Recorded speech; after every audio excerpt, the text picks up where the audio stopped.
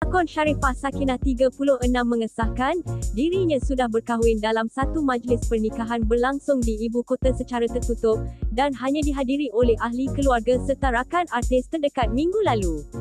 Ini juga perkahwinan ketiga Sakinah selepas bercerai kali kedua dengan bekas suaminya yang berasal dari Sweden iaitu Michael Hansen pada penghujung 2023 selepas bernikah pada 2021. Sakinah atau nama sebenarnya Sharifah Nurul Sakinah Said Abu Bakar Al-Khairat ketika dihubungi berkata, dia memohon maaf tidak dapat mendedahkan identiti suaminya yang sudah dikenali lebih 4 tahun itu. Ya, kami sudah berkahwin minggu lalu, tapi saya mohon maaf kerana tidak dapat dedahkan identiti suami kerana alasan peribadi. Saya juga mencari masa yang sesuai untuk berkongsi berita baik ini kepada semua termasuk pihak media, katanya kepada harian Metro. Terdahulu Sakinah didakwa sudah berkahwin dengan jejaka